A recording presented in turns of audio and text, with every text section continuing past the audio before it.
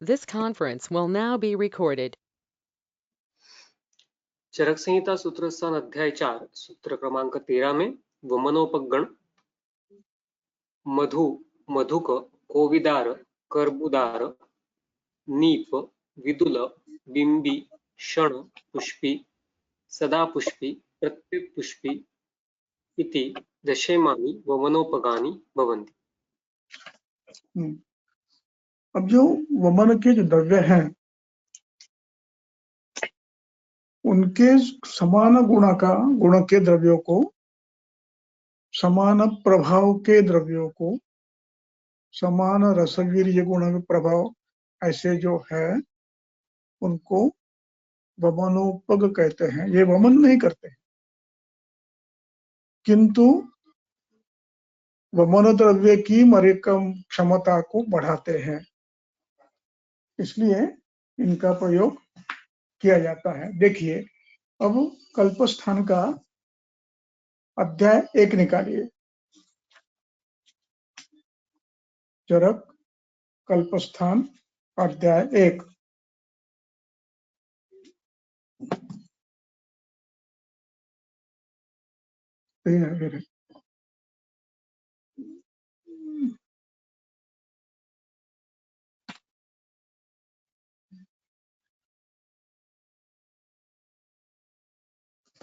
उसमें श्लोक क्रमांक 6।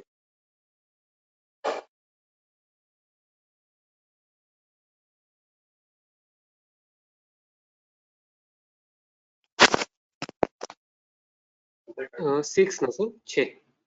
एक मिनट। हाँ, श्लोक क्रमांक 5 की पहले 2-3 लाइनें। 5 की 2-3 लाइनें चरक की।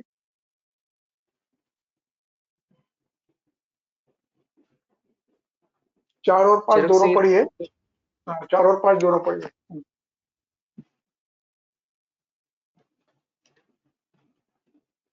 चरक संहिता कल्पस्थान अध्याय 1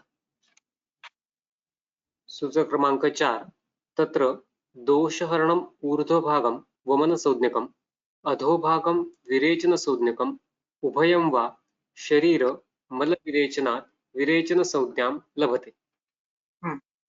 यहाँ पर कल्पस्थान में पंचकर्म के कल्पों का विस्तार के साथ वर्णन किया हुआ है। इसमें इस सूत्र में तत्र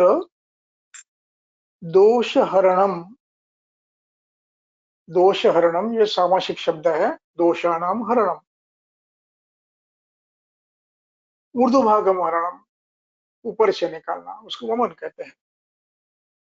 और दोषानाम हरणम अधोभागम विरेचन शोधनकम, यानी ऊर्ध्व मार्ग से निकाला तो उसको वमन कहते हैं और अधो मार्ग से निकाला तो विरेचन कहते हैं। ये व्याख्या उन्होंने वहां पर की है। किंतु इसके बाद अगला वाक्य ज्यादा महत्व का है। इस ग्रंथ को स्वसंज्ञा के रूप में उसको समझा जाना चाहिए। स्वसंज्ञा एक तंत्र युक्ति है। वो कैसी है? उभयम ही, ऊर्ध्वभाग हर और अधोभाग हर, ये दोनों क्या करते हैं? शरीर मल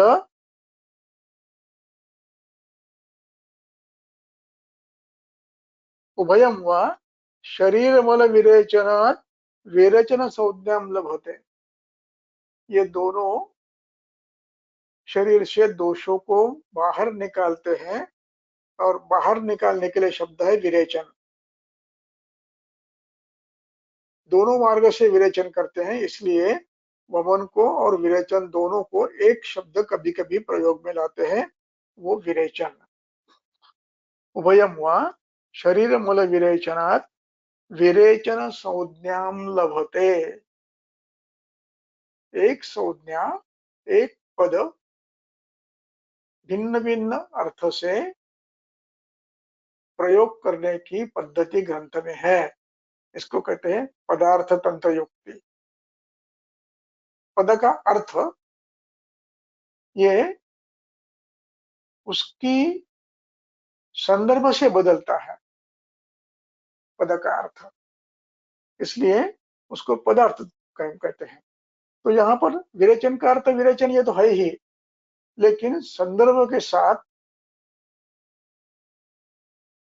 उसका दोनों के लिए प्रयोग कभी कभी किया है, यानी विरेचन के लिए भी किया है और वमन के लिए भी विरेचन शब्द का प्रयोग किया जाता है, ये ध्यान रखना है। आगे आगे का श्लोक महत्व का है, पढ़ो।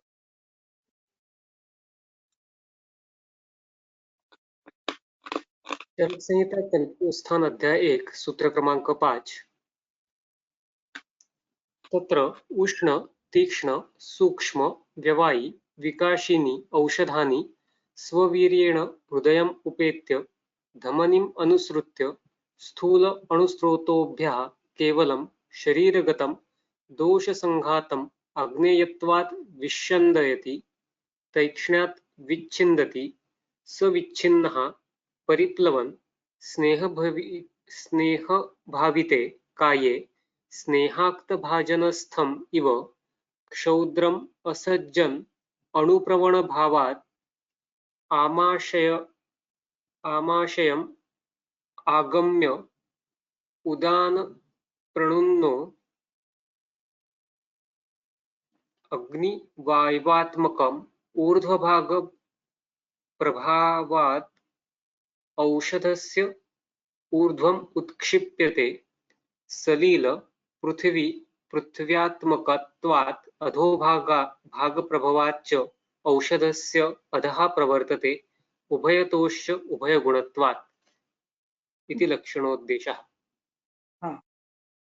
इति लक्षण उद्देशः, ये उद्देश्य तंत्र युक्ति है। इसमें द्रव्य कैसे काम करते हैं इन शॉर्ट बताया है, विस्तार से आगे बताएंगे, इसलिए उद्देश्य तंत्र युक्ति है। अब यहाँ पर वमक विरेचक दोनों द्रव्य, इनका पृथक्करण करते हैं। ग्रंथकार कहते हैं कि वामक द्रव्य प्रायः अग्निवायवात्मकत्वात्, प्रायः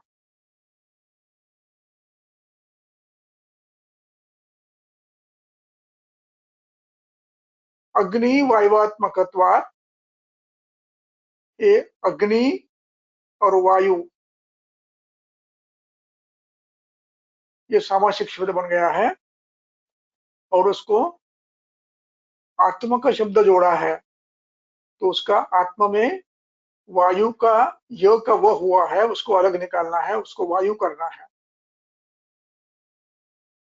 अग्नि वायु आत्मक, यानी जिनके महाभूत अग्नि वायु प्रधान है, ऐसे द्रव्य प्रायः ऊर्ध्वगामी होते हैं। इसका अर्थ यह है कि ये स्वाभाविक रूप में ऊर्ध्वगामी होते हैं, स्वाभाविक रूप में। इसका अर्थ ये नहीं है ये ऊर्ध्वगामी होने के कारण वमन करते हैं, क्योंकि वैसे देखा जाए तो सभी तिक्त द्रव्य, सभी कटु द्रव्य वमन होने चाहिए, लेकिन नहीं। किंतु प्रायः ये अग्निवायुवात्मक होते हैं और ये प्रभाव से काम करते हैं। कुछ द्रव्य प्रभाव से करते हैं, कुछ द्रव्य गुणतः कर सकते हैं, कर भी सकते हैं। उस प्रकार जो द्रव्य सलिल और पृथ्व्यात्मक है, सलिल पृथ्वी, इसमें पृथ्वी का ये अलग निकालना है, उसका यह संधि होते समय उसका यह बना है। तो सलिल पृथ्वी आत्मकत्वात्, आत्मकत्वात् में भी त्वाद के बाद द आया है, उसका आधा द तो अलग निकालना है और अधोभाग यह शब्द अलग करना है। तो सलिल पृथ्वी आत्मकत्वात् अधोभाग प्रभावाच्च, ये प्राय अधोभाग पार्थिव होने के कारण, सलिल और पार्थिव होने के कारण प्राय अधोगामी होते हैं। अधोभाग प्रभावाच्च औषधस्य, औषधस्य षष्ठी है, औषध के पार्थिव होने के कारण उनका स्वाभाविक स्वरूप अधोगामी होता है और वो अधः प्रवर्तते। इस प्रकार इन द्रव्यों का पंचभौतिक तो आपको उन्होंने बताया है और उसकी मदद वमन में स्वभावता होती है। इसका अर्थ ये नहीं है कि वायवात्मकत्वात् प्रत्येक द्रव्य वामक होगा, ऐसे नहीं हो सकता। ये अपना अपना ये प्रभाव है। इसके बाद वो कहते हैं कि ये द्रव्य दोनों विरेचन हो या वमक हो, इनमें सूक्ष्म रूप में तत्र उष्ण, तीक्ष्ण, सूक्ष्म, व्यवहारी, विकासी, इनमें से कुछ गुण सूक्ष्म रूप में होना अपेक्षित है। बलवान नहीं होंगे लेकिन थोड़े से तो है। इसलिए क्या होता है, इन सभी गुणों की उपयोगिता है। वो कैसी है? कुछ द्रव्य बिना पाक के शरीर में फैल जाते हैं, उनको विकासी कहते हैं। और जो प्रभावतः पूरे शरीर में फैलते हैं पचन के बाद, उनको प्रवाही कहते हैं। इन सब क्या उपयोगिता है? उष्ण गुणत्वात्, तीक्ष्ण गुणत्वात्, सूक्ष्मत्वात्, व्यवहायत्वात्, विकासीनी औषधानी। विकासीनी है, ये विकासीनी बहुवचन है। विकासीन, विकासीनी, औषधानी विकासीय नाम है। तो उसके विकासीन ये इन प्रत्यय लगा है और जो विकसित होते हैं, जो शरीर में फैलते हैं, उनको विकासीन कहते हैं। ये तद्धित प्रत्यय है। तो विकासीनी स्ववीर्येण, अपने वीर्य से, ये बिना पाक के, अपने वीर्य से बिना पाक हुए, अपने वीर्य से हृदय उपेत्य, सीधे हृदय में चले जाते हैं। माध्यम रसव के माध्यम से सीधे हृदय में जाते हैं और हृदय में जाने के बाद धमनीम अनुसृत्य, धमनी के द्वारा पूरे शरीर में फैलते हैं। धमनीम अनुसृत्य, धमनीम हृदयम उपेत्य, हृदयम ये हृदय शब्द का द्वितीय का एक वचन है। उपेत्य ये लेबंत है। ये धातु को उप लगा है, इसलिए उसका ये पूर्वकालवाचक अव्यय बन गया है। तो उसको यह, जब उप पर कोई ये लगता है, उपसर्ग लगता है, तो उसको यह लगकर ये प्रत्यय बनता है। इसको कहते हैं कबूद, ये पूर्वकालवाचक विशेषण। तो अव्यय, तो हृदय उपेत्य, पहला काम हृदय में जाता है, पहला कार्य, और उसके बाद दूसरा कार्य करता है। वही एक ही व्यक्ति है, पहले हृदय में जाता है और फिर अन्य काम करता है। इसलिए इसको उपेत्य को पूर्वकाल वाचक शब्द कहा जाता है, विशेषण कहा जाता है, अव्यय कहा जाता है। ये पूर्वकाल वाचक अव्यय है। पहले हृदय में जाता है और फिर वहां से धमनी के द्वारा अनुसृत्य, धमनी ही अनुसृत्य, ये धमनी ही, ये भी द्वितीय बहुवचन है। अनुश्रुत्य अनुपसर्ग है और सृज धातु का श्रुत्य हुआ, शरीर में फैलते हुए। अब यहाँ पर तीन क्रियाएं होने वाली है, इसलिए दो क्रियाओं को पूर्वकालवाचक अव्यय लगाया है और अब तीसरा कार्य बताते हैं। शरीर में फैलते हैं और क्या करते हैं, पूरे शरीर में फैल गए, स्थूल स्रोतों में भी जाते हैं, अणु स्रोतों में भी जाते हैं, इसलिए स्थूल और अणु ये दोनों का समास किया है। स्थूल अणु और फिर उसको स्रोत शब्द लगाया है। स्थूल अणु स्रोतोभ्यः, ये पंचमी है, पंचमी बहुवचन है। पूरे शरीर में फैलता है, केवलम शरीरम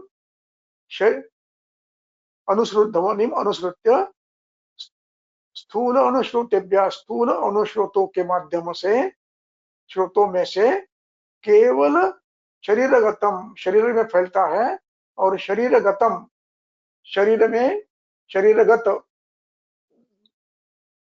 ये कमुधावी है, गत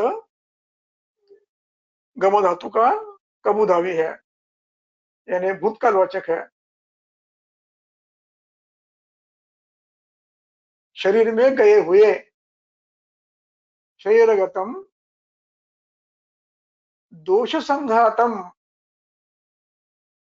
दोष संघातम ये शब्द है, उसका म तोड़ना है, अलग निकालना है। दोषश्च संघातः, दोष संघातः, ये षष्ठी तत्पुरुष समाज बना है। अग्नेयत्वात् संघातः, संघातम, अग्नि, अब म अलग निकालना है, हलंत म अलग निकालना है और अग्नेय शब्द अलग रखना है। तो अग्नेयत्वात्, अग्नेयत्वात्, अग्नेय होने के कारण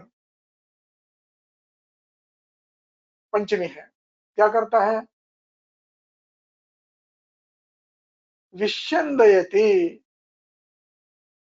पहले जो शब्द दो है उष्ण और तीक्ष्ण, इनमें कई बार उष्ण तो उष्ण होता ही है, तीक्ष्ण भी उष्ण होता है, कई बार शीत भी होता है। तो अग्नयत्वात् विश्यंदयति, दोष संघात को खुला करते हैं, पतला करते हैं। दोष संघातम विश्यंदयन्ति, विश्यंदयन्ति ये बहुवचन है विश्यंद धातु का, विश्यंदयति। और तैक्ष्ण्यात् विच्छिन्दन्ति, तीक्ष्ण होकर उनको टुकड़े टुकड़े करता है। अब ये पतले हुए हैं, टुकड़े टुकड़े हुए हैं, इस अब क्या होता है, स यानी ये दोष संघात। कैसा, विच्छिन्न, विच्छिन्न यानी वी उपसर्ग है, छिद धातु है, उसका ये पास्ट टेंस है, विच्छिन्न। तो टुकड़े हुए जिसके हुए हैं, सविच्छिन्न, परिप्लवन, परितः प्लवन, पूरे शरीर में रस धातु में संचार करते हुए, तरंगता हुआ क्या करता है, परिप्लवन, परिप्लवन ये विशेषण बना है, उपसर्ग है, प्लवंती ये क्रियापद है, तो उसका अंति निकाल कर उसको अत लगाया है, उसका ये गच्छन के समान परिप्लवन, ये वकारधाई बना है, यानी प्रेजेंट कंटिन्यूअस टेंस। ये दौड़ता धातुओं में, रसवों में तरंगता हुआ क्या करता है, अब ये तरंगता हुआ आमाशयम आगम्य, बीच में दो शब्द है वो मैंने छोड़ दिए, क्षौद्रम असज्जम अनुप्रवण भावात मैंने छोड़ दिए हैं। परिविसहा विच्छिन्न, ये दोष संघात विच्छिन्न हुआ है, वो तैरता हुआ आमाशयम आगम्य, आमाशयम ये प्रथमा द्वितीय एक वचन है। आगम्य, आ उपसर्ग लगा है, इसलिए गम धातु का पूर्व कालवाचक विशेषण अव्यय बनाते समय उसको ये लगता है, उसको लेबंत कहते हैं। तो आमाशयम आगम्य, आगम आमाशय में आने का एक कार्य पहला करता है, पूर्व काल ये है। पहला कार्य है कि आमाशय में आता है, आमाशयम आगम्य। अब ये आमाशय में कैसा आता है उसका विशेषण वर्णन करते हैं ग्रंथकार, उदाहरण देते हैं, दृष्टांत तंत्र युक्ति कहते हैं इसको। जैसे क्षौद्रम, क्षौद्रम शब्द है, उसका आधा हलंत है, उसको अलग निकालना है। असज्जन, सज्ज संग धातु है, चिपकना। असज्जन बिना चिपके, यहाँ न सज्जति सह असंग, और उसका ये फिर ये वक्रधावी करा किया है, यानी क्या कहेंगे उसको, कृदंत प्रत्यय लगाया है उसको, और उसका वक्रधावी के प्रेजेंट कंटिन्यूअस टेंस किया है, तो उसको कहते हैं असज्जन, बिना रुके हुए। ये प्रेजेंट कंटिन्यूअस टेंस है। प्रवाह तो करता है, लेकिन कैसे करता है? असज्जन, किस प्रकार? क्षौद्र के समान। क्षौद्र यदि आप बर्तन में डालते हो तो सीधा नीचे जब दौड़ता है, उसी प्रकार ये छिन्न, निश्चंदित, दोष श्रोतस में तैरते हुए श्रोतों के साथ आमाशय में आते हैं। अब एक शब्द और है, अनुप्रवण भावात। अनुप्रणव भावात का अभिप्राय है इनके अणुओं को स्नेह के स्रोतस स्निग्ध बने हैं। तो स्रोतस स्निग्ध होने के कारण कि स्रोतस को एक बार चिपक गए, लग गए, तो अपने आप आगे आगे आगे सरक आगे जाते हैं। इसको कहते हैं अनुप्रवण भाव। एक एक अणु आगे आगे निकलता रहता है, क्योंकि शरीर पूरा अपने स्निग्ध किया है। तो अनुप्रवण भावात, अणु स्नेह स्निग्ध भाग से आगे आगे जल्दी निकलता है, इसलिए अनुप्रवण भावात आमाशय आगम्य। हमने पहले देखा है क्या करता है आगम्य। आगम्य ये पूर्वकाल हुआ, पूर्वकालवाचक क्रिया हुई। क्या करते हैं? ऊर्ध्वभागम,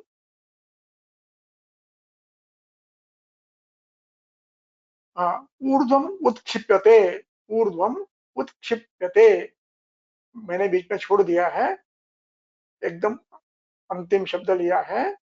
ऊर्ध्वम उत्क्षिप्यते कैसे?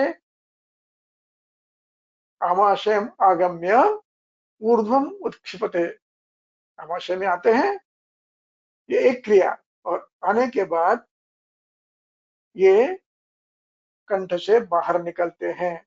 ऊर्ध्वम उत्क्षिप्यन्ते, इसमें उत उपसर्ग है, क्षिप्यन्ते ये धातु है, आत्मनेपदी है। तो ये ऊर्ध्वम, ऊर्ध्वम उत्क्षिपते, ऊर्ध्व ऊपर के मार्ग से, क्षिप्यते फेंके जाते हैं, ऊर्ध्व दिशा से फेंके जाते हैं। उत्क्षिप्यते क्यों? उसका कारण दिया है अग्नि वायवात्मकत्वात्। एक कारण है ये अग्नि वायवात्मक है, दूसरा कारण प्रभाव है ऊर्ध्वभाग प्रभावात। अब ऊर्ध्वभाग जो दोष होते हैं उनका प्रभाव होता है, ऊर्ध्वभाग का ही प्रभाव है कि यदि वहां ज्यादा दोष आ गए तो वो स्वयं फेंक देता है। उत्क्लेश हुआ तो वो रखता नहीं है, स्वयं फेंक देता है। तो एक अग्निवात्मकत्वात् और दूसरा ऊर्ध्वभाग का ये प्रभावात है। ऊर्ध्वभागस्य प्रभावात, ऊर्ध्वभाग प्रभाव ये सामासिक शब्द बना है, उसमें आदौ शब्द है वो अलग निकालना है। प्रभावात आदौ ने, प्रभावात पंचमी है, और औषध शब्द अलग निकालना है। अग्निवायुवात्मकत्वात् एक ऊर्ध्वगामी है मूलतः। दूसरा, ऊर्ध्वभाग का प्रभाव है कि दोष यदि बड़ी मात्रा में आ गया तो वो बाहर फेंक देता है। आदौ ऊर्ध्वम उत्क्षिप्यते, पहला काम वही करते हैं, यदि ज्यादा आ गए तो ऊर्ध्वभाग से निकाल दो। इस प्रकार की वमन की प्रक्रिया करते हैं और इस प्रक्रिया में उष्ण, तीक्ष्ण, सूक्ष्म, व्यवहारी, विकासी इन गुणों की उपस्थिति होती है, मात्रा में होती है। और इन गुणों की न्यूनतम मात्रा वमनोपगो में अपेक्षित है। सब में सभी नहीं होगी, किसी में एक होगी, किसी में दूसरी होगी। तो इसलिए ऐसे द्रव्यों को इकट्ठा करके ये किया जाता है। अब देखिए इसके बाद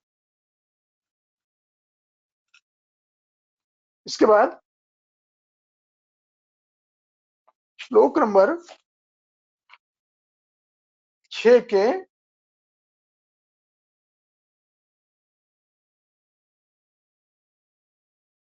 एक मिनट है,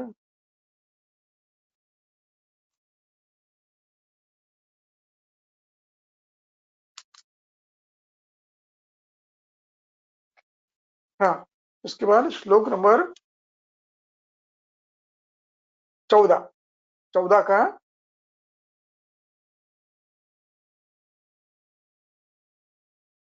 नीचे से श्लोक के ऊपर 1 2 3 तीसरी लाइन, श्लोक के ऊपर की तीसरी लाइन।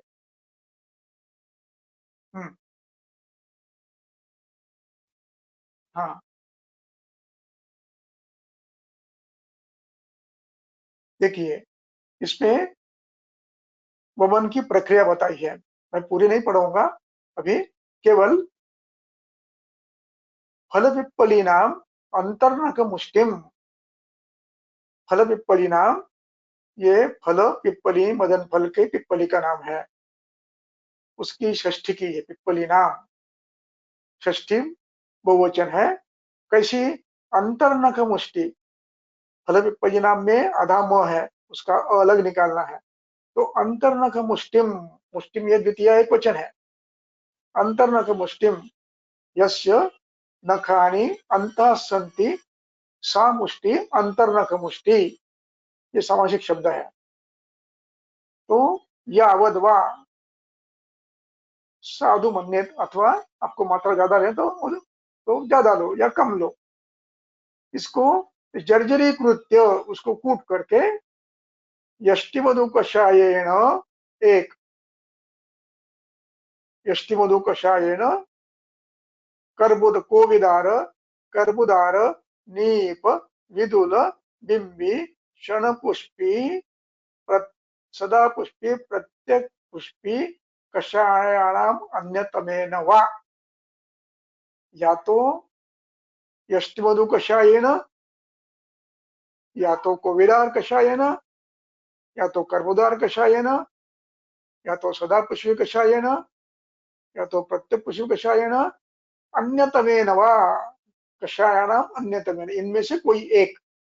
रात्रि मुषितम, रात में भिगो के मदन पिप्पली उसमें रख देना है इनके कषाय में। अब इनके कषाय में का अभिप्राय, इनके उबले हुए पानी में, षोडश अंश कषाय नहीं बनाना, एक उबाल कर उसका पानी रख देना है। उषितम, रात्रि में उषित यानी रखा हुआ, रात्रि। विमृद्य, और सुबह उसको मर्दन करना है और फिर उसका वमन के लिए प्रयोग करना है। ये कार्य, ये वमनोपक द्रव्य का उपयोग इसलिए किया जाता है कि इनको रात्रि में भिगो कर रख दिया जाता है और फिर प्रातः काल में उसको मशरूम करके हाथ से उसको अच्छी तरह से मसल करके वो जो फांड ये बनता है, वो फांड आपको सुबह पिलाना है, दृष्टि मधु कषाय का, ये आपको वमन के लिए देना है।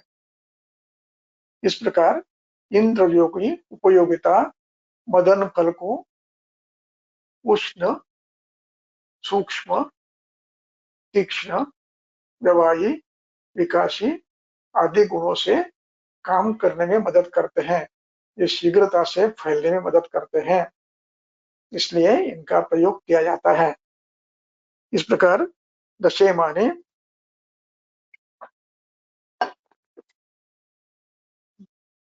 वमनोपगामी, इसका प्रयोग यहाँ पर उन्होंने किया है।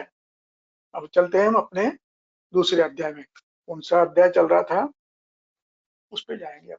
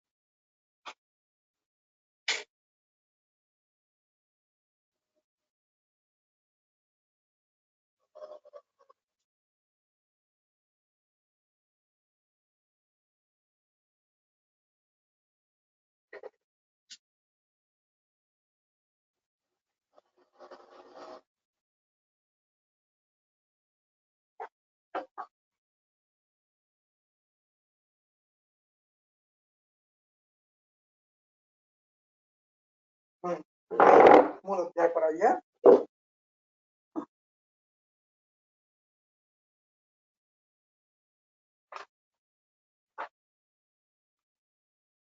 सातवां अध्याय, श्लोक क्रमांक 39-40 दोनों पढ़ो, फिर मैं भाष्य करता हूँ। चरक संहिता सूत्रस्थान अध्याय 7 सूत्र क्रमांक 39। सम पित्त अनिल कफाः केचित् गर्भादिमानवाः दृश्यन्ते वातलाः केचित् पित्तलाः श्लेष्मलाः तथा तेषाम् अनातुराः पूर्वे वातलाद्याः सदातुराः दोषानुशायिता ह्येषां देह प्रकृतिः उच्यते।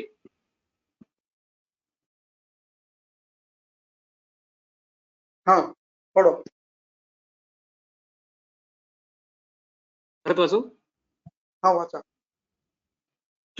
39-40 समपित्त कफानिला समपित्त अनिल कफाः केचित् गर्भादिमानवाः दृश्यन्ते वातलाः केचित् पित्तलाः श्लेष्मलाः तथा तेषाम् अनातुराः पूर्वे वातलाद्याः सदातुराः दोषानुशायितां हि येषां देह प्रकृतिः उच्यते। अब यहाँ पर ग्रंथकर्ता ने स्वस्थ वृत्त में जितने भी आवश्यक भाव है उनका वर्णन किया है। अब उसके बाद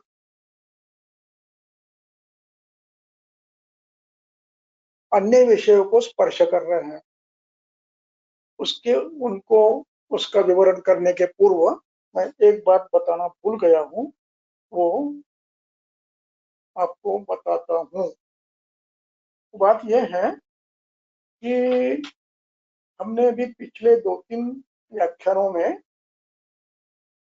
ये देखा वेगावरोध करने का प्रभाव क्या होता है। वेगावरोध करने से उनमें कुछ वेगों का भी वर्णन हमने पढ़ा, शायद उसमें 13 वेग है, किंतु एक अष्टांग हृदय का वैशिष्ट्य है वो बताना भूल गया मैं। अष्टांग हृदय ये बड़ा प्रैक्टिकल ग्रंथ था। He was a real teacher, not only philosopher. He was a good teacher और अच्छा एक वैद्य भी था। उसने एक बड़ी अच्छी बात आपके सामने रखी है। वो श्लोक लिखा है जो अष्टांग हृदय सूत्र स्थान अध्याय 4 श्लोक नंबर 22-23। ये पढ़ना भूल गए हम लोग, वो पहले पढ़ लेंगे तो ये विषय समाप्त हो जाता है।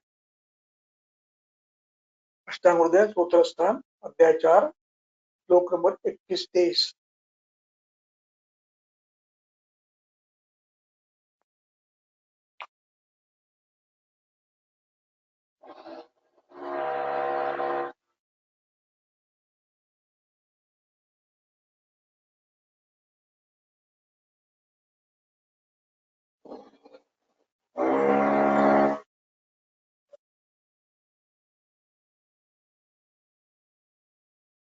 श्लोक 23-24।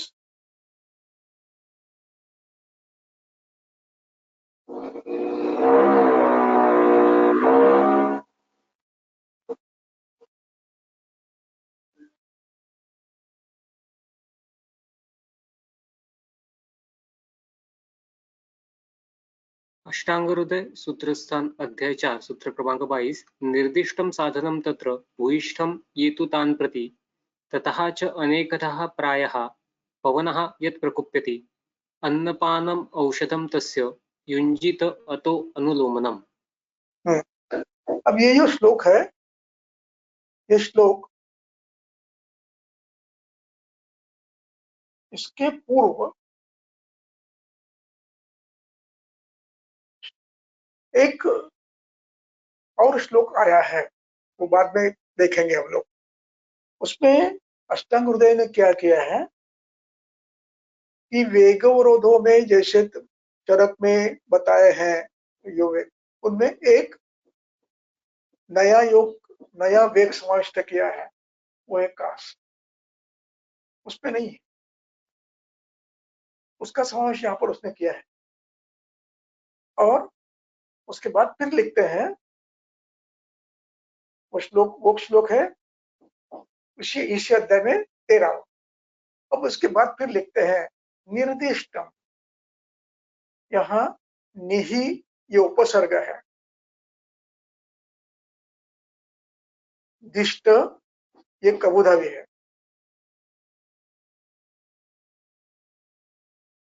उसको कुछ शब्दों को त लगता है, कहाँ पर ठ लगता है, कहीं पर ढ लगता है, कहीं पर ट लगता है। तो ये दिष्ट, दिष्ट धातु है, तो उसका दिष्ट बनता है, बताना, दिशा देना। निर्दिष्टम बताया है, क्या बताया है? साधनम, साधनम निर्दिष्टम। साधन ये द्वितीय एकवचन है, निर्दिष्टम ये उसका विशेषण है, इसलिए उसकी प्रथमा द्वितीय एकवचन किया है। साधनम निर्दिष्टम। अब ये साधारण निर्दिष्टम किसके लिए बताया है? भूयिष्ठम ये, भूयिष्ठम ये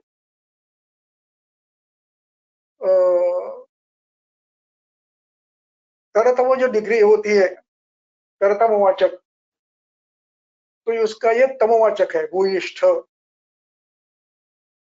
तो ये भूयः, भूयतरः, भूयिष्ठः जो प्रायः उत्पन्न होते हैं, ये भूयिष्ठम भवन्ति, भवन्ति ये वाक्यशेष तंत्र युक्ति है, इसमें क्रियापद नहीं है। ये भूयिष्ठम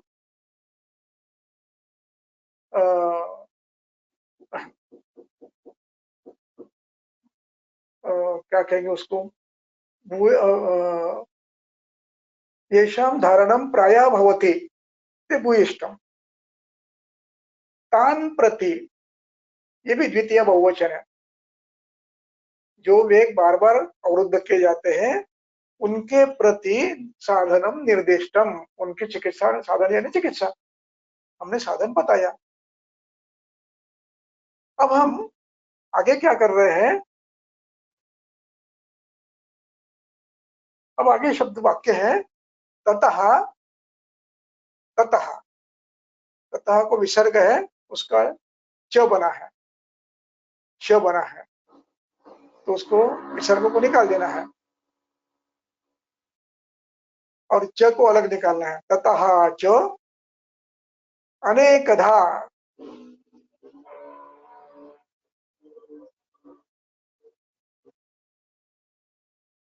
अनेकधा यानी कई बार,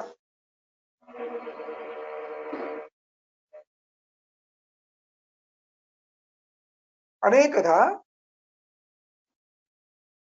ऐसे वेगावरोध से पवनः यत् प्रकुप्यति, पवनः यत् प्रकुप्यति, वात प्रकोप होता है, तस्य अन्नपानौषधम युंजीत, उसके लिए अन्नपान का प्रयोग करना। कैसे करना है? युंजीत,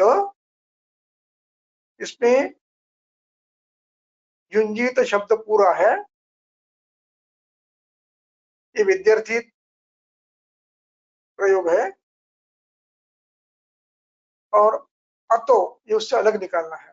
युंजीत अतो अनुलोमनम, यतः पवनः प्रकुप्यति अतः अनुलोमनम प्रयुंजीत, जबकि वेगावरोध में प्रायः, प्रायः शब्द का प्रयोग किया है। प्रायः पवनः प्रकुप्यति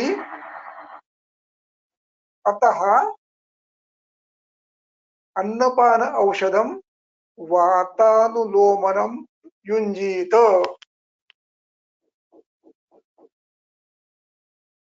अब ततः शब्द जो है वो इसलिए आया है, ये भूयिष्ठम, प्रायः जो वेग अवरोध किए जाते हैं उनसे, वेगावरोध से, ये कहने के लिए ततः, ततः पंचमी है। ततः इति वेगावरोधतः, अनेक प्रकार के वेग का अवरोध, अनेक प्रकार का कहने का अभिप्राय, हमने जो भूयिष्ठ बताया है उसके अतिरिक्त,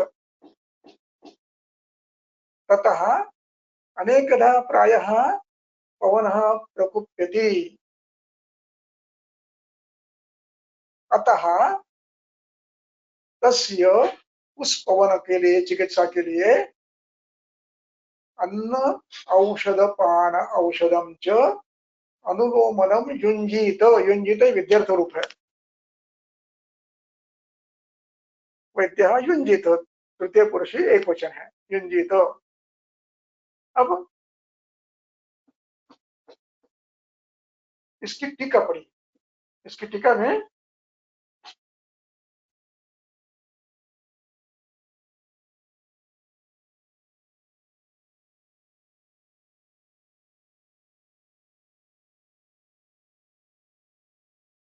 हाँ, अब आयुर्वेद रसायन टीका में नीचे की पंक्ति देखिए, आयुर्वेद रसायन के, हाँ, अनुक्तान, अनुक्त साधनानां सामान्येन साधनम आह, अनुक्तानाम चाहिए,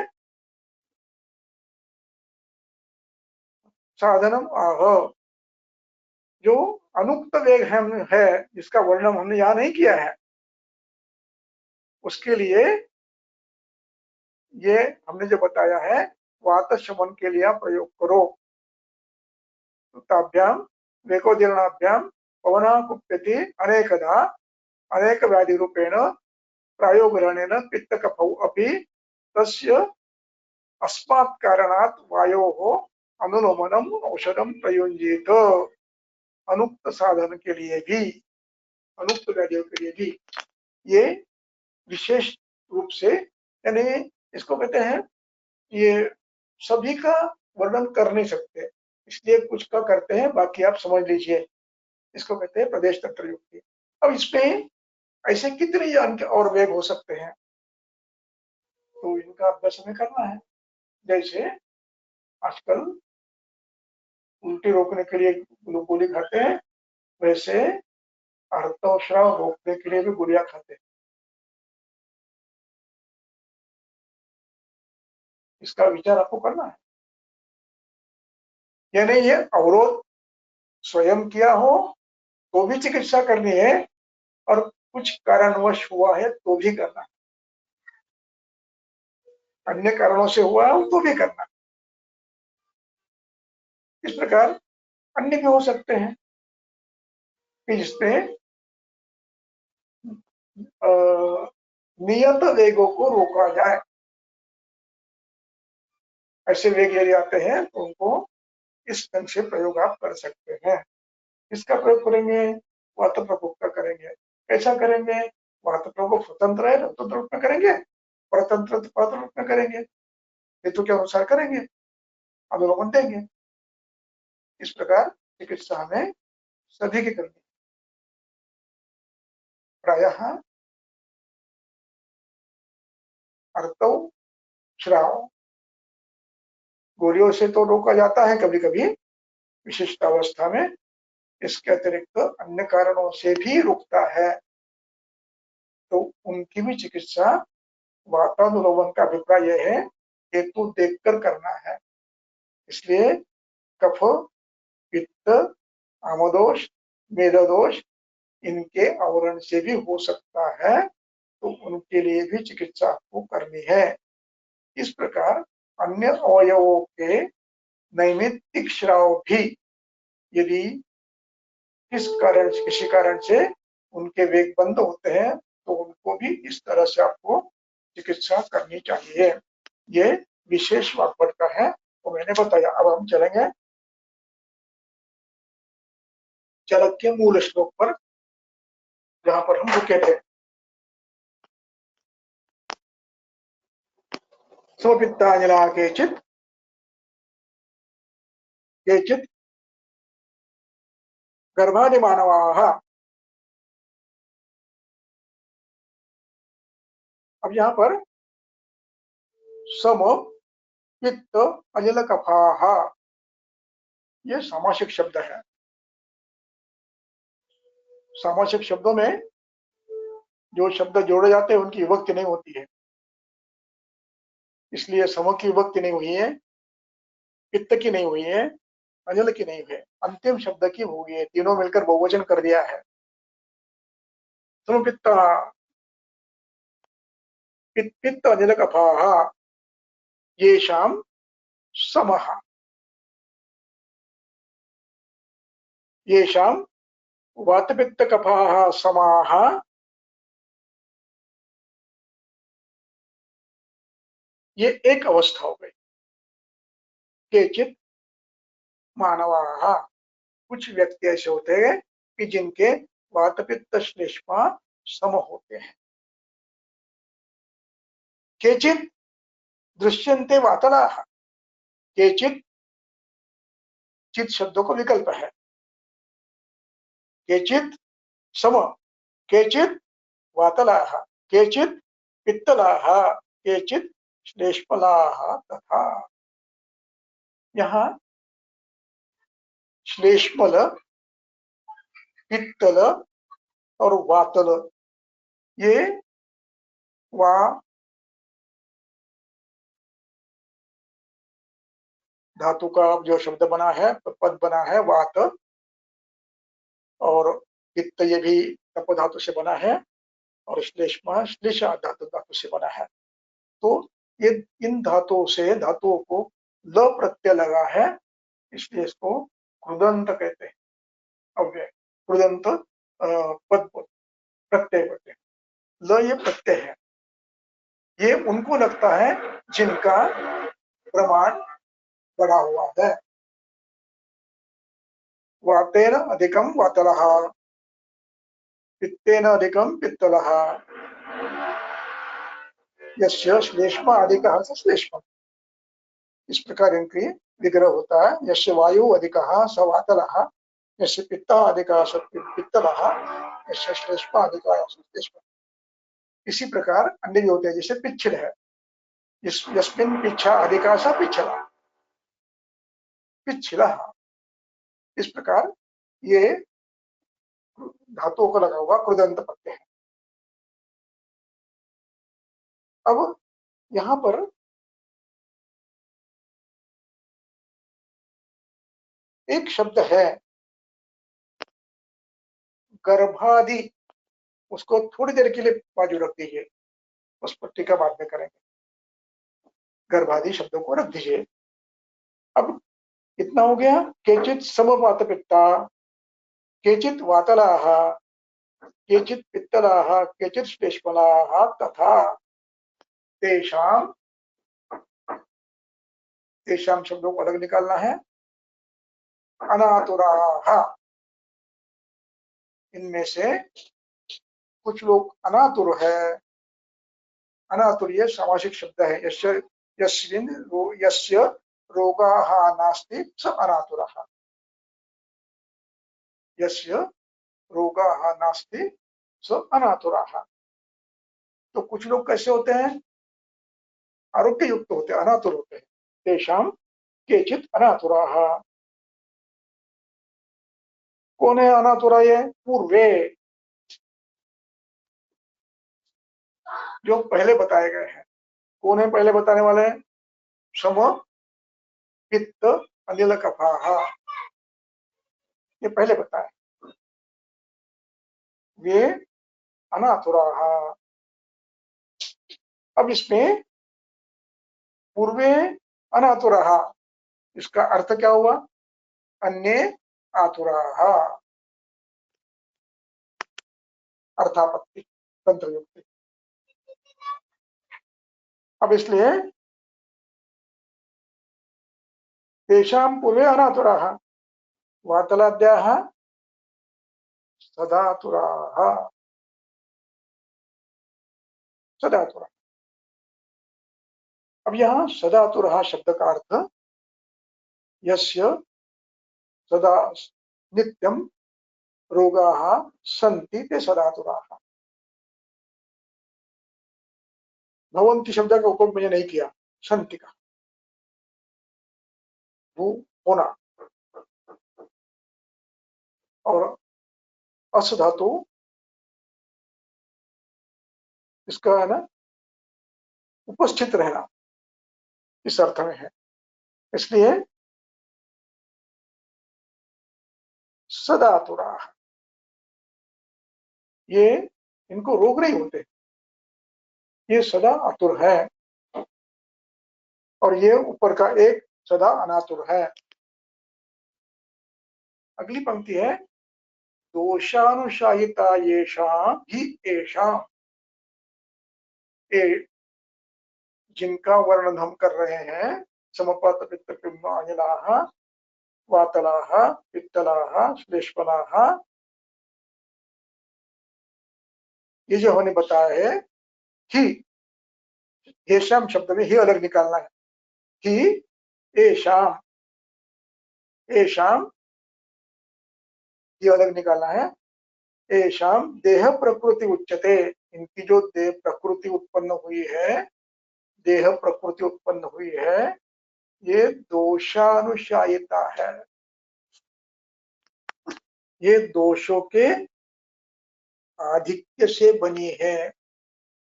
आपको सुश्रुत का श्लोक याद होगा प्रकृति के बारे में।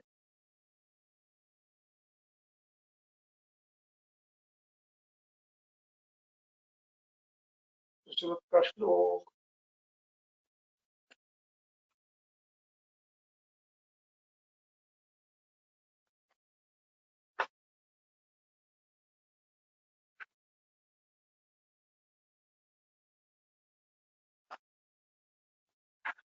नहीं है मेरे पास। हाँ, तो सुश्रुत का श्लोक आपको याद होगा कि गर्भ संभोग के समय जो दोष उत्कट होता है,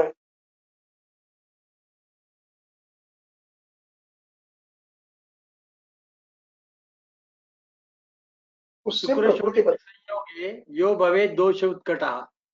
हाँ, प्रकृति जायते तेन। हाँ, तो ये जो श्लोक है, इसका ये वर्णन है कि इसलिए अब ये यहाँ पे जो पहला शब्द मैंने छोड़ दिया है, वो गर्भादि मैंने छोड़ दिया है ना, उसका अर्थ ये है गर्भादि मानवाः। अब इसकी टीका चक्रपाणि ने यहाँ पर की है, यदि मिलती है तो मैं देखो यहाँ पर तो मैं पढ़ता हूँ। गर्भादि गर्भाधानादि शुक्रशोणित जीव सम्मूर्छनात् इति यावत्। शुक्र शोणित के सम्मूर्छना उत्पन्न होने के समय जो दोषों का उत्कट अवस्था होती है, उससे इनकी दोषानुशायिता, यथा दोषानुशायिता अर्थ है यथा दोष तथा शायिता, यानी आश्रय के दोषों के अनुसार, दोषों जैसा आश्रय क्या वैसी प्रकृति बनती है। अब ये आश्रय कहां पर किया है? बीजों में किया है, देह में नहीं किया। अब ये यहाँ पर एक बात ध्यान में लेने देने की है, वो ये है कि देखिए इसी श्लोक के टिप्पणी में सुश्रुते शब्द है। सुश्रुत अध्याय 4, शारीर अध्याय 4।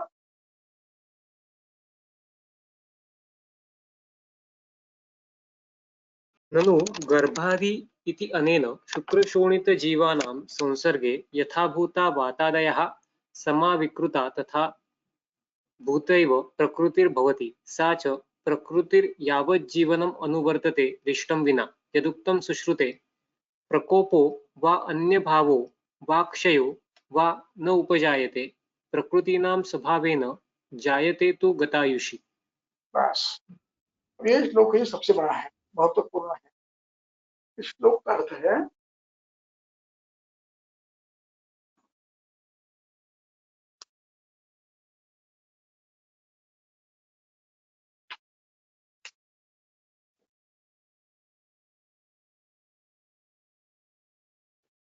इस श्लोक में ये बताया है कि शुक्र शोणित संयोग के समय जो दोष उत्कट है, या उत्कट शब्द का अर्थ कुपित ये नहीं है, थोड़ा बड़ा है, संचय अवस्था है, कोपावस्था नहीं। क्यों? यदि कोपावस्था होती है और वो बीज में आती है तो गर्भ विकृत बनता है। इसलिए ये दोष प्रकोप नहीं है,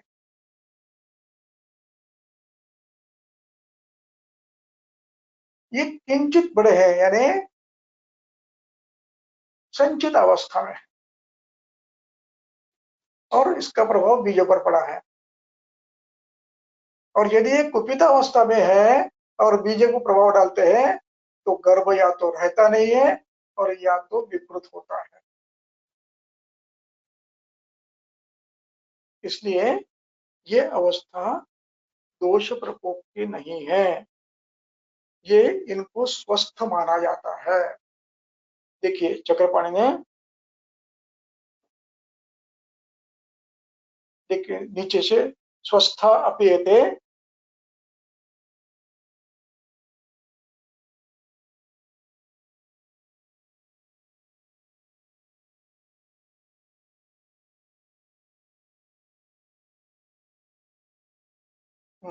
देखिए टिप्पणी में सबसे अंत में ये न च वातादयो वृद्धाः ऐसा लिखा है, न च वातादयो वृद्धा, अंत में, सबसे अंत में।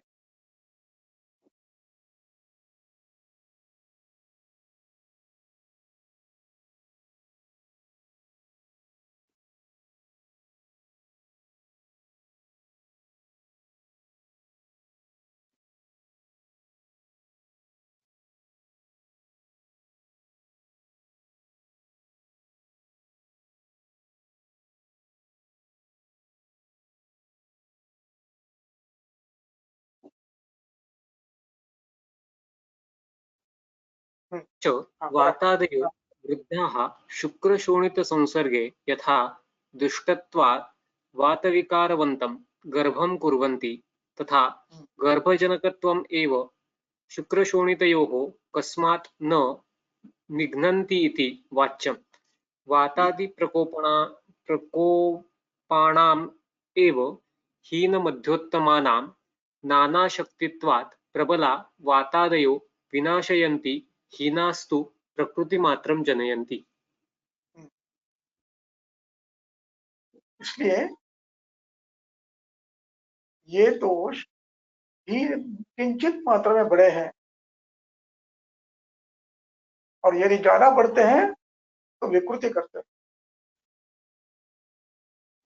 और अधिक बढ़ते हैं तो नाश गर्भ रहता ही नहीं, और उससे भी कम रहे तो ये केवल प्रकृति बनाते हैं, किंतु इनको स्वस्थ माना जाता है। इसलिए देह पर चक्रपाणि ने देह प्रकृति पर टीका की है। देह प्रकृति देह स्वस्थित यावत।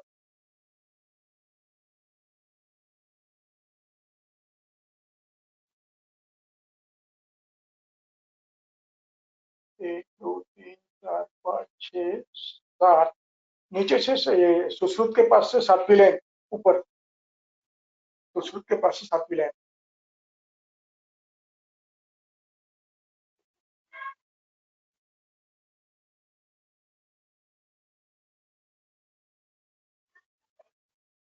मैं पढ़ता हूं। देह प्रकृति ही देह स्वास्थ्यमिति यावत।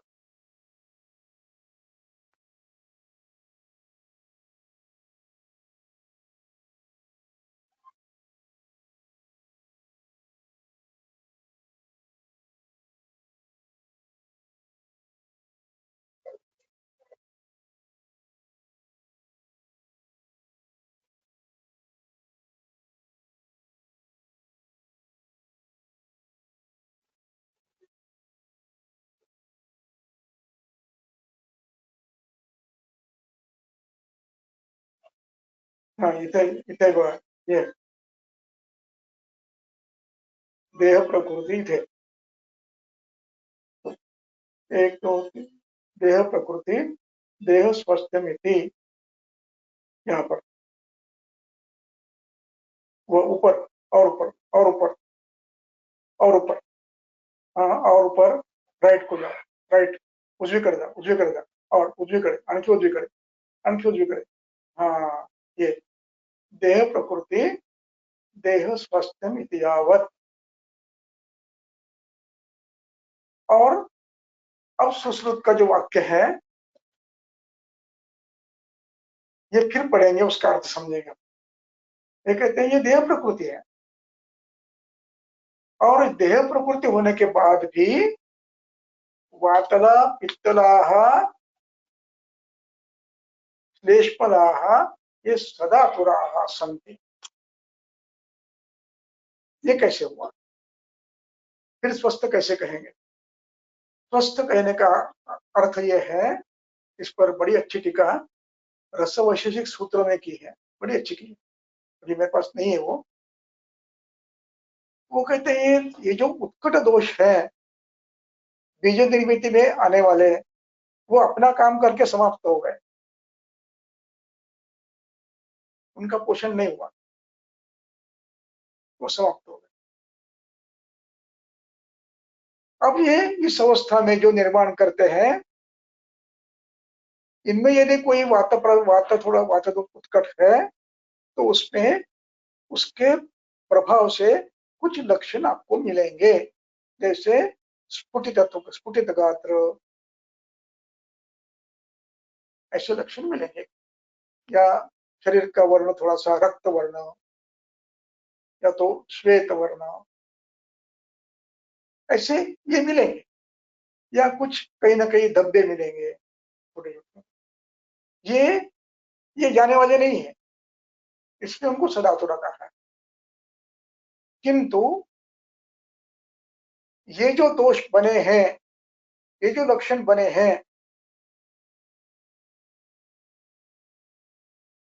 ये बनाने वाले दोषों में वृद्धि नहीं होती है, क्योंकि वो तो समाप्त हो गए हैं।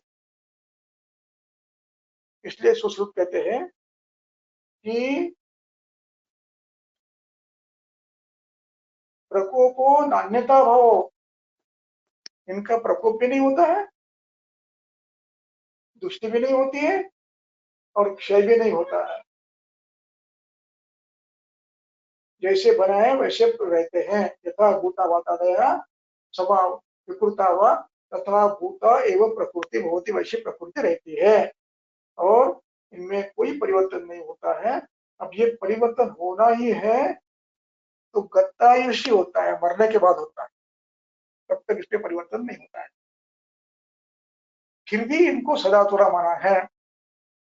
इसका अर्थ यह है कि उसके कारण जो लक्षण उत्पन्न होंगे वहां तक प्रकृति के वो स्थायी रहेंगे, वो बदलेंगे नहीं, उनमें प्रकोप नहीं होगा, उनमें क्षय नहीं होगा, वो दुष्ट भी नहीं होंगे। यानी जिसके दांत पीले है जन्म था वो सफेद नहीं हो सकते, जिसकी आंखें नीली है वो काली नहीं हो सकती। आप ऊपर से कुछ लगाओ, ये विकृति रहने वाली है। इसमें अब कुछ लक्षण ऐसे होते हैं कि जो उन व्यक्तियों को किंचित किंचित वेदना यानी ज्ञान, वेदना यानी दुख नहीं, विद ज्ञानवाचक शब्द है, ये होता है। पैर फूटे हैं, वृक्ष है, यह ज्ञान होता है। अब ये इसमें हो सकता है इस अवस्थाओं में ऋतुकालीन दोषों के प्रभाव से इन लक्षणों में, मूल दोषों में तो विकृति होने वाली नहीं है, इनके ऊपर, मूल अवस्था के ऊपर उस त्वचा को, उस भाव को नैमित्तिक ऋतु परिवर्तन के कारण उत्पन्न होने वाले नए वैकारिक दोष, नए वैकारिक दोष उनको अधिक कष्ट दे सकते हैं। इन नए दोषों को वैकारिक माना गया है। जो गर्भोत्पत्ति के बाद उत्पन्न होते हैं उनको वैकारिक दोष माना है। इन वैकारिक दोषों के प्रकोप से इनको इन्हीं लक्षणों में तकलीफ हो सकती है।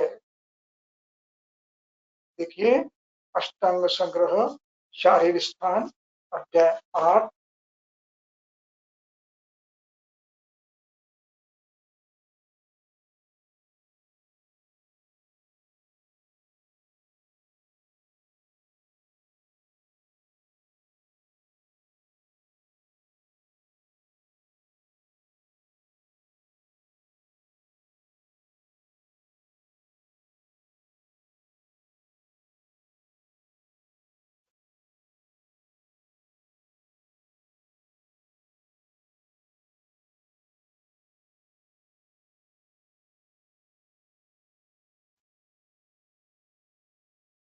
देखिए वहां पर एक शब्द है, अंत में जाइए आप, श्लोक क्रमांक, मैं लाइन बताता हूँ, श्लोक तो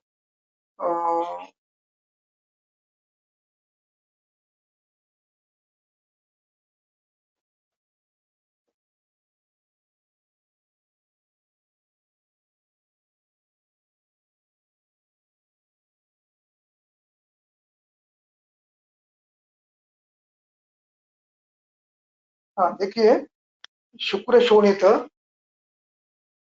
अध्याय, प्रकृति वेदी अध्याय 8वां, श्लोक क्रमांक 5 से प्रारंभ करो।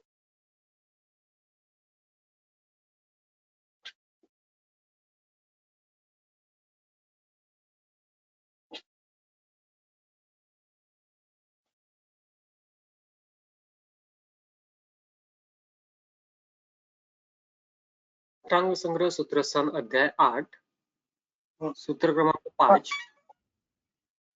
हाँ तस्यां तु हाँ अवस्थायां विकृतिम् अतिदोष उल्बणेनैव गर्भः सम्भवति। संभव एव वा विपद्यते, विकृतो वा भवति। यदि दोष विकृत है, उल्बण है, तो गर्भ संभव होता है, संभव होता है तो विकृत संभव होता है, विपद्यते वा, विकृत होगा। इसके बाद तत्र केचित् आहु द्विधा वातादयः वैकृताश्च,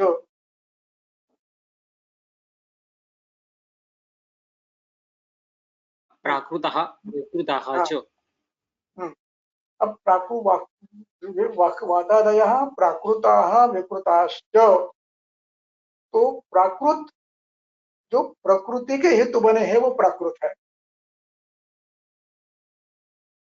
प्राकृताः सप्तविधाः प्रकृतेः हेतुभूता शरीरैक जन्मानाः।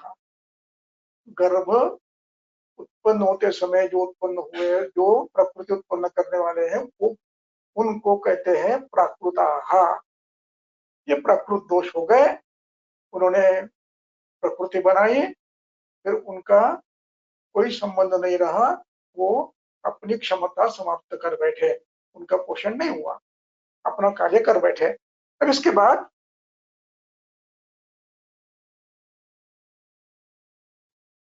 दोषाख्यानां विकृतां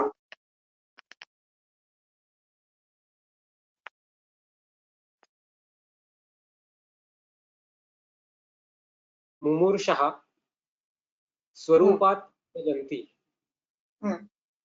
ये जो ये हुए हैं विकृत, ये जो प्राकृतों ने जो निर्माण किया है, ये तब तक रहता है जब तक जीवित है, तब तक।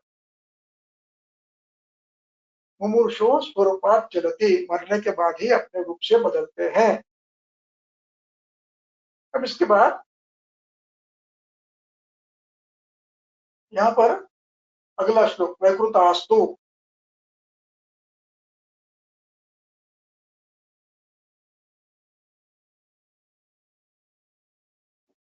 विसृतस्य आहाररसस्य मलाः सम्भवन्ति, प्रकृतेषु अवरोहन्ति। हाँ, वैकृतास्तु गर्भात् अभिनिश्रुतस्य आहाररसस्य मलाः सम्भवन्ति, यानी माता के गर्भ नाल के द्वारा उनका पोषण जब होता है, अथवा माता से जो पोषण उनको मिलता है गर्भ संभोग के बाद, उन आहार रस से जो मल उत्पन्न होते हैं उनको वैकृत कहते हैं। और ये वैकृत रस, ये वैकृत दोष इन प्राकृत रसों पर अधिरोहित होते हैं। देखिए, संभवन्ति तथा संभूता प्रकृतेषु वातादिषु एवं आरोहन्ति। उन्हीं में ये, वहीं पर वो कार्य करते हैं। होने उत्पन्न विकृत दोष, जो अब जो विकृत उत्पन्न हो रहे आहार रस से, इनको विकृत कहते हैं। ये यदि बढ़ गए ये तो उस पर ज्यादा प्रभाव डालते हैं, इसलिए ये सदातुर होते हैं। अब इसलिए ग्रंथकर्ता ये दोष न बढ़े, कौन से? विकृत, वैकृताः, यानी गर्भोत्पत्ति के बाद माता के आहार से मिलने वाले, ये विकृत न हो, इसलिए अब उनको कहते हैं 41। और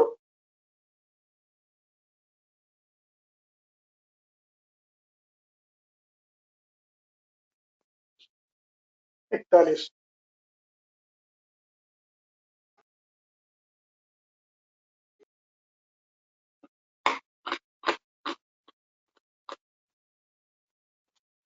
अष्टांग संग्रह सूत्रस्थान अध्याय 8 सूत्र क्रमांक अपना ये चरक सूत्र स्थान 7:41।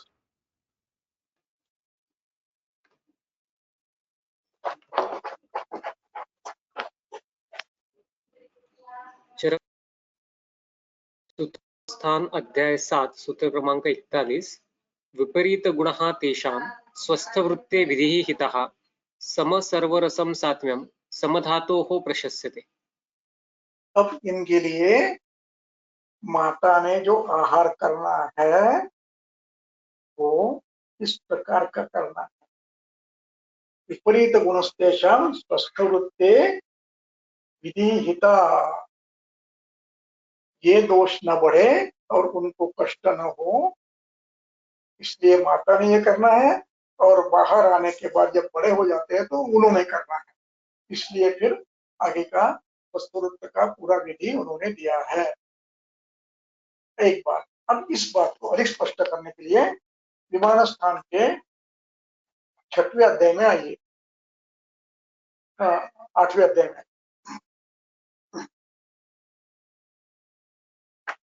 विमान स्थान 8वां अध्याय। समय कितना हुआ? ओहो, आज ज्यादा हो गया। कैसे करूं? सर सूत्र काय एवढं संदर्भ करून जाऊया, 2 संदर्भ देऊन जाऊ संपूया. वेळ का लक्षात माझा आज 6वा अध्याय, 8वां अध्याय प्रकृती.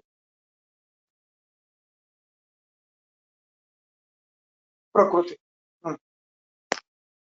8वां अध्याय श्लोक नंबर 95.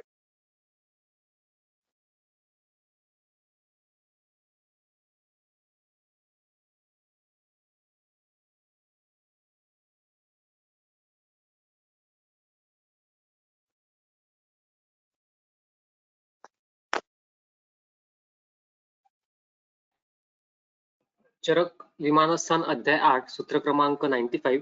तत्र प्रकृत्यादीन भावान अनुव्याख्यास्यामः तद्यथा शुक्रशोणित प्रकृतिम, कालगर्भाशय प्रकृतिम, आतुर आहार विहार प्रकृतिम, महाभूत विकार प्रकृतिम च गर्भ शरीरम अपेक्षते. अब देखिए यहाँ पर गर्भ शरीर पर प्रभाव डालने वाले आदि से प्रारंभ करते हुए सभी का वर्णन कर रहे हैं. पहला कौन सा है?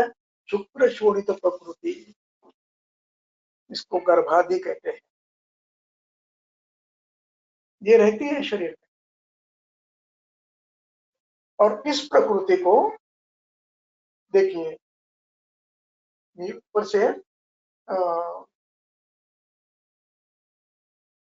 ततः सासा पासून पढ़ो, ऊपर से 6वीं लाइन, ततः सासा,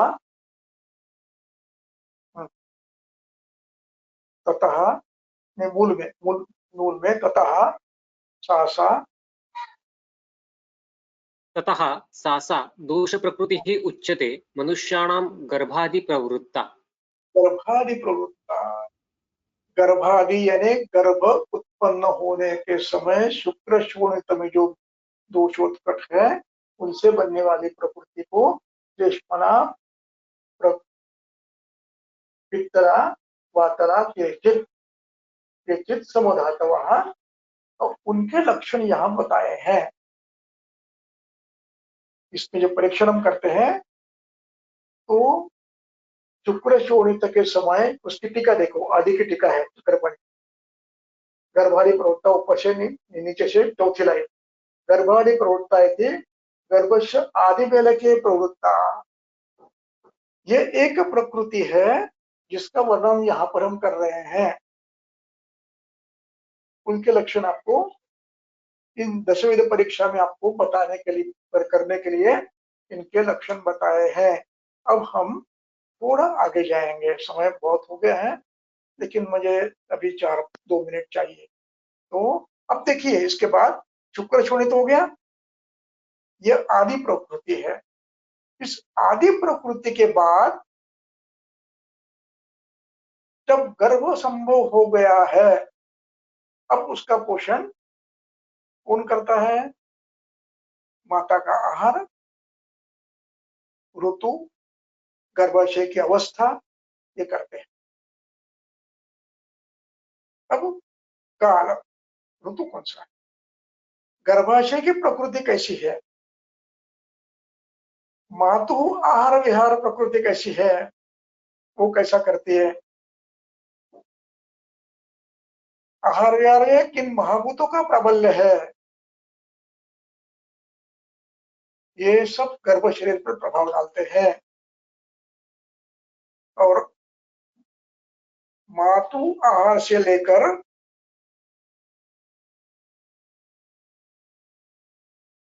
महाभूत विकार प्रकृति की जो प्रकृतियां है ये विकृत दोषों की है। वैकृताहा,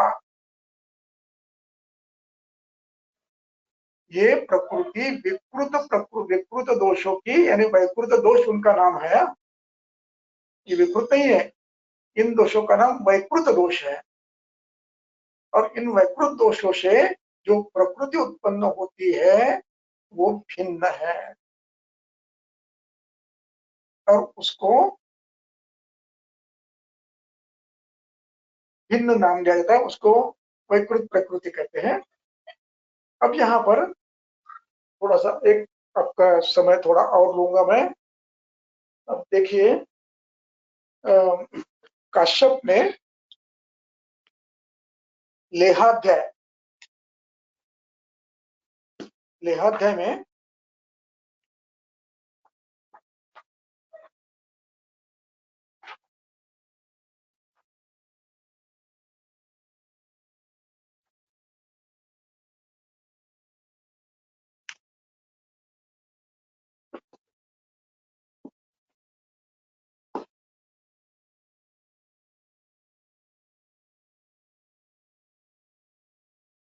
सूत्रस्थान लेहाध्याय, सूत्रस्थान में लेहाध्याय है।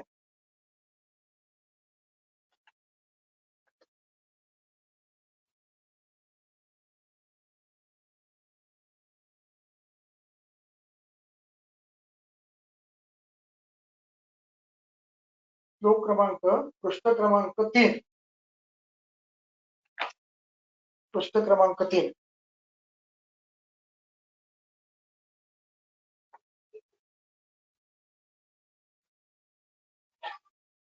श्लोक, एक मिनट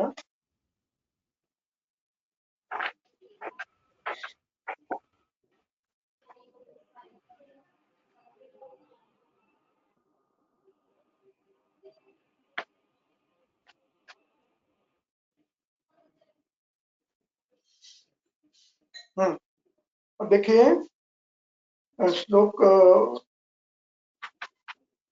शुरू करिए। यदन्नपानम प्रायण गर्भिणी, यदन्नपानम प्रायण गर्भिणी।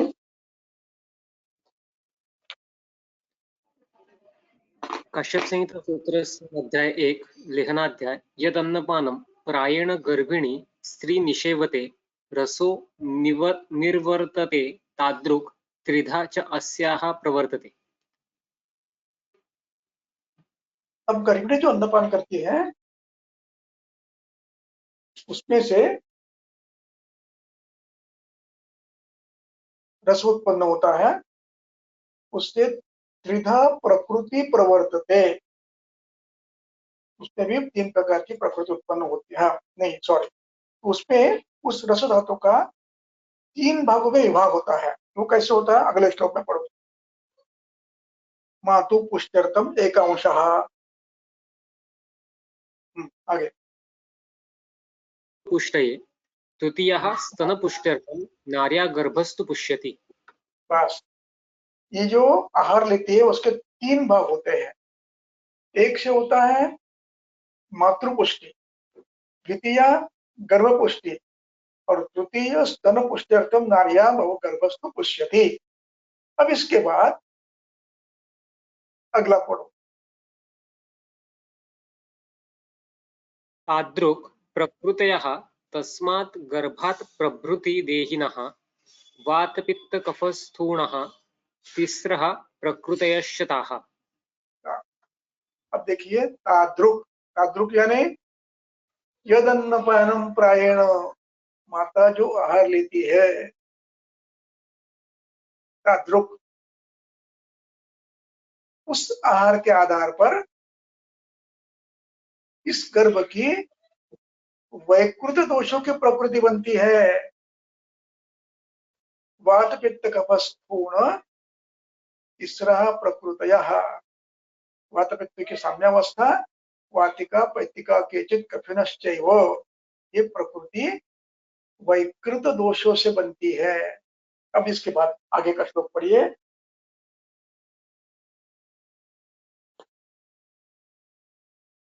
कफिनश्चैव देहिनः द्वन्द्वप्रकृतयः च अन्ये समस्थूणस्तथा परे।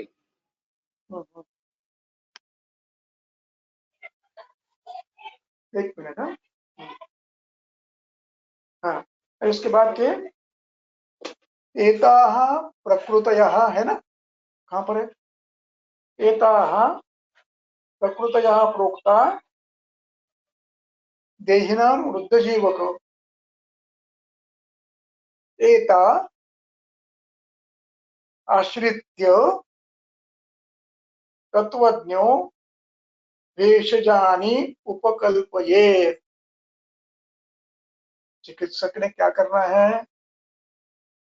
मातु आहार से जो प्रकृति उत्पन्न होती है, एता आश्रित्य यानी इसके आधार पर,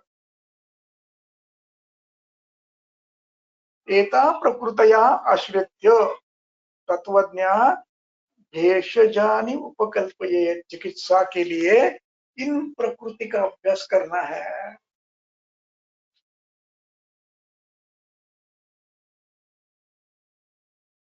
और इनको जो जानता है वो चिकित्सा में निष्फल नहीं होता। यानी चिकित्सा के लिए आपको कौन सी प्रकृति देखनी है? आदि प्रकृति नहीं देखनी है। चिकित्सा के लिए वैकृता देखनी। वैकृत दोषों से उत्पन्न होने वाली प्रकृति गर्भावस्था से ही देखनी है, तो आगे तो देखनी है, आगे भी देखनी है आपको। इसलिए चिकित्सक को माता का आहार क्या है, ऋतु कौन सा है, महाभूत कौन सा अधिक्य हो रहा है, इनके आधार पर दोषों का ज्ञान करके चिकित्सा में योजना करना है। बालक के व्याधि में, माता के व्याधि में और जन्म के बाद, जन्म के बाद उसको जो व्याधि हो गए उसका कारण ये माता ने किया हुआ आहार, उससे वैकृत उत्पन्न दोष, और वो अधिरोहण करते हैं और वो जो प्रकृति बनाते हैं उस प्रकृति को वैकारिक प्रकृति कहते हैं। और जिन प्रकृति में भी एक सम होती है, दूसरी वातर होती है, तीसरी पित्तर होती है, इस विषय में हम अगले व्याख्यान में देखेंगे। यानी आज यहाँ पर रुकते हैं।